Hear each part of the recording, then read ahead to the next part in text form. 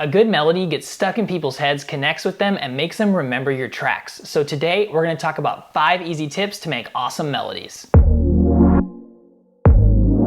What's up, Team MBL? I'm musicbyLukas, and for the past 3 years, I've been traveling full-time, producing, DJing, speaking, and creating the ultimate website for music producers, teammbl.com. And as always, one of the first 100 comments will win a free sound bank from my website, teammbl.com. To give you the best tips possible, I'm gonna call Melson. I've worked with him before, and he makes some incredible melodies. He's been signed on Hexagon, and his new track alone is being featured as the track of the week on Slam Radio. So let's give him a call. Yo, Melson, what's going on? Yo. I know that you're gonna have some tips to give to everyone today, right? Yeah, I do. And I just want to show you something about chords, chord progressions, and melodies, and also how to fit those together, because sometimes that's where it goes wrong. So yeah, let's do it. The first tip I want to give is about finding the right chord progression for your track and coming up with some ideas. If you at least have some skill on the piano, because you can also do it without it, but if you do play a little bit, what you can do is find a key that you are comfortable playing in. For instance, for me, it's A minor, where I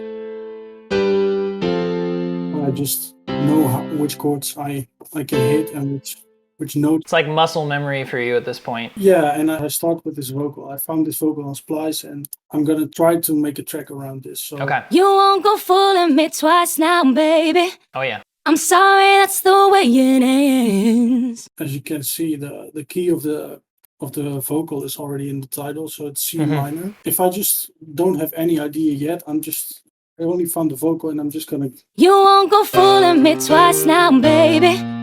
I'm sorry, that's the way it ends. You're just gonna jam a little bit, and you see Right. what works. But Like if this freestyle key until you was- find something that you like. Yeah, exactly. But it can be hard if you're not really used to playing in this Right. key. So this one is in C minor, and as I said, for me, A minor is one of the keys I like the most, because I'm just very comfortable playing it. So what you can do is pitch up the instrument that you're playing on. For the jamming session, so to speak, you can just switch the pitch of the instrument that you're playing. So for instance, in this case, we want to play in C minor, and let's say we want to match C minor because it's the key of the vocal, but we want to play in A minor, if you Right. get what I mean. Then I'm gonna look at the note. This is the A, and we want to go to the C. So I'm just counting 1, 2, 3. So I know that I have to move the piano 3 notes up, basically. So let me find the piano. Here it is. I'm just gonna move this. If you're not really seeing what I'm doing, you have to look here in the left. You see this is now pitched to match this vocal. So if I'm playing in the key of A minor now, it should match the vocal. You won't go fooling me twice now, baby. I'm sorry, that's the way it ends. Oh, Nice. yeah, my advice is always to start with the vocal and then start working on the track, because you can still adapt your chords to the vocal instead of the Yeah, other for way around. sure. I do that as well too. And you can always too, like if it's just like a splice vocal and you're thinking maybe you'll replace it later, you can always replace it later and write an original vocal around it, but now you already have the cool song there. Sometimes it's just easier to start with the vocal, build the melody around it just to get the ideas flowing. Yeah, so this is just a simple idea.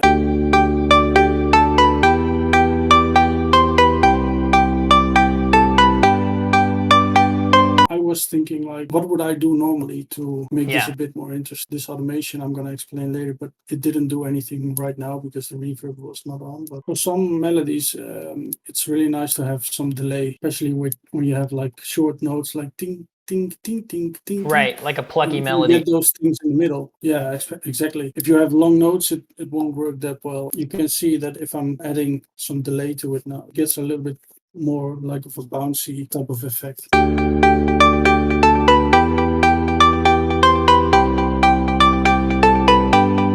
Just adding a little bit of delay just really makes it come alive more. Yeah, exactly. If you want more, of course, you can do more or longer or shorter, whatever. You can just play around. Another thing you can add is some automation with a reverb. So I already had some reverb on it, but I just added another one. I basically kept this almost to the default settings, but increased this all the way to the 125%. And then I automated this, basically the mix level reverb. If you then make these hills at the end of this section and you do it each time, you get this almost like a reverse effect.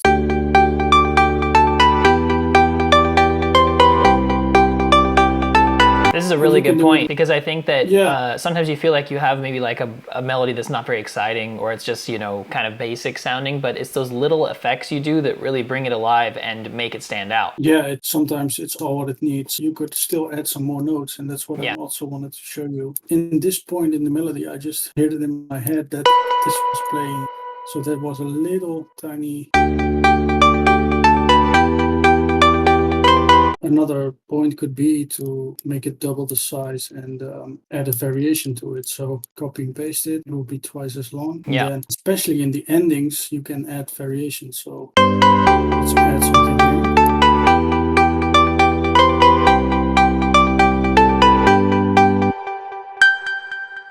Nice. And yeah, it's a bit hard to explain, like, why do I choose these notes? It's just something you have to experiment with. And Right. there are some kind of, rules, but what works and what doesn't. Sometimes it's just playing around and moving the notes a little bit. And I As think, long though, as you that as a keep them in the- guideline, it's like every 2 to 4 bars, or every 4 to 8. It's just always in that kind of ratio, usually, where you do these kind of change ups. And I think if you keep that in your mind, that you'll know, like if you're looking at your 4-bar loop, you'll know, okay, I could do something at this 2-bar and this 4-bar mark. You know what I mean? Yeah, exactly. And you can go up, but you could also go down. Right. You can also change completely the rhythm of this whole section. As long as it fits the track, it's okay. You have to assume that this is the break and this will be a drop. Okay. You can have the same melody, but if you leave a lot of the notes out, you still have a bit more dynamics in your track, because if you would give it all away here, then yeah, there's not really Right. for the listener to keep listening, because it's just all the same. But if you give them a little bit of a hint of what's coming next, you can introduce the lead melody in another way. Let's see if you can recognize the melody from this part. And if you're not recognizing it here, then you will hear.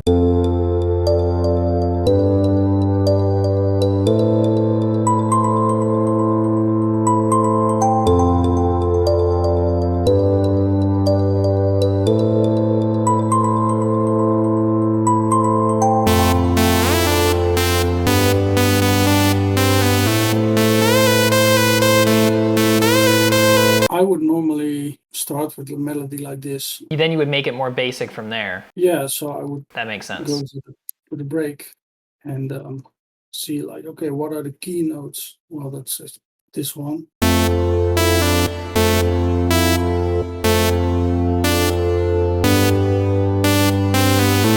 This is a great point, though, because a lot of people ask, like, they start with the drop, a lot of producers do, and then they're like, well, I don't really know what to do for the break. And so what you're saying is you basically just make the break a more tame version, or a more, like less complicated version of the drop melody. That is indeed the example that I wanted to show, but you can also do it with the vocal, but Right. then you can still use this technique. It's not really a technique, but you can use this simplified version of the lead melody in your build-ups, or maybe in the intro of the track. So there's multiple ways to introduce the lead melody to your listener without giving it away as it is in the drop. Yeah. More tips, more tips, more tips. By the way, there's more. Everyone knows this one. Right. Yep. So what I wanted to show with this example is how important chord progression is, because people always talk about melodies, but sometimes you have a really cool melody, but it just doesn't fit the track. Yeah, just keep in mind what the chord progression also means for your lead melody. Yeah. I can show you with this example. For instance, when I play this one.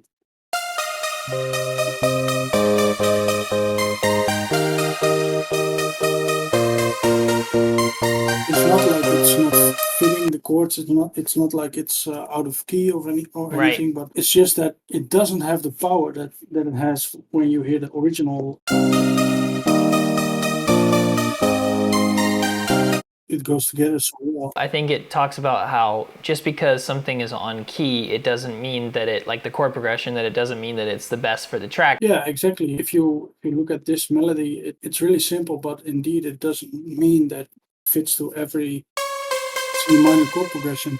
Yeah, that's something to remember if you're going to make melodies, or if you want to change your chord progression. And that's also a link to the first tip where I said, yeah, if you do it this way, you find a key that you're comfortable playing in, you can try different things and see what works. And that's just so much easier than playing Yeah. around with the piano roll. Sometimes I write like 5 different chord progressions or 5 different, melodies and just kind of sit there and wait and think about it, send it out for feedback, that kind of thing. Because you do want to be sure that it's the best one. Yeah, exactly. And it goes for the notes that you hit, but also the rhythm, because sometimes the chord progression is playing in a certain rhythm, for instance. And that may give the track like a certain groove. And Right. if you don't pay attention to that in your lead melody, then you might get up basically. This was actually the last tip, but I do have one more if you want to. Ooh, bonus. And that's about chords. So look at this one.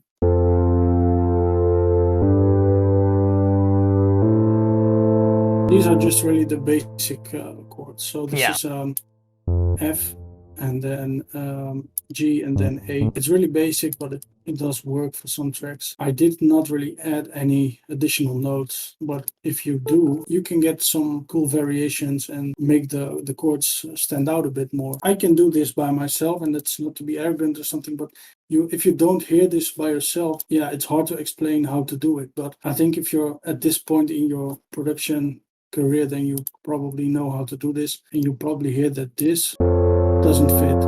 But right. You can kind of hear it with your ears that it's off key. yeah, exactly. Of course, this one fits because it's already here. But if you want to add one more, you could add this one. And I can open the filter a little bit. Mm-hmm. So this note, the G, doesn't really fit in the basic F chord, F minor chord, major. Sorry. But in the complete version, if you play it, it does add something to it. You have to be careful because it's almost always only 1 or 2 notes that you can add to a chord, and it will sound nice. But if you add it to the wrong one, you're not really adding emotion. You're just ruining the chord. So yeah.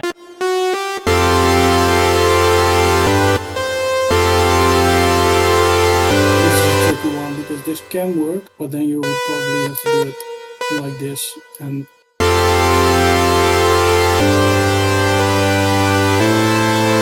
I would advise to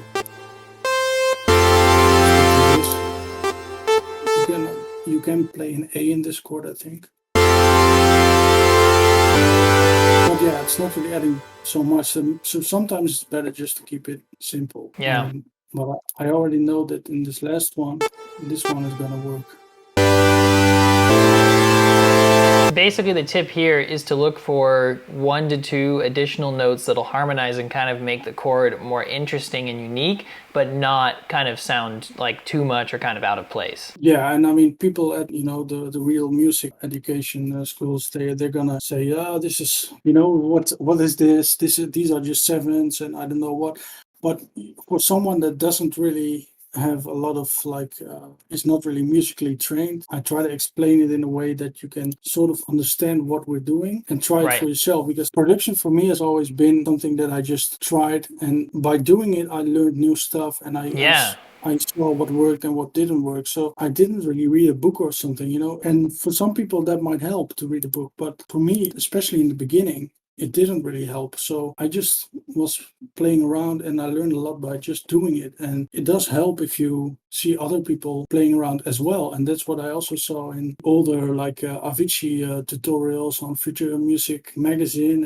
And you always saw him just playing around in FL Studio. And if you know that someone who is working on that level also is plays just around. playing around, it might give you a little bit of confidence, that you can also do that. And I'm not saying that you should never read any musical theory or something, because there is definitely something to learn. But if you're not really into all of these chords, and the minor harmonic and Locrian and all those scales and stuff, this is all really, really advanced. And for the music that we are generally making, it's just nice to know that you can add notes to a chord that is not really in the original chord, but you can still add it and see if it works. And sometimes you have to turn down the velocity a little bit, so it's not really that much ruining the original chord. But I do have some background knowledge about it, and that helps me. But I think if you have too much knowledge, it can also limit you in your creativity. So yeah, it's a little bit of a mix and a balance that you have to find.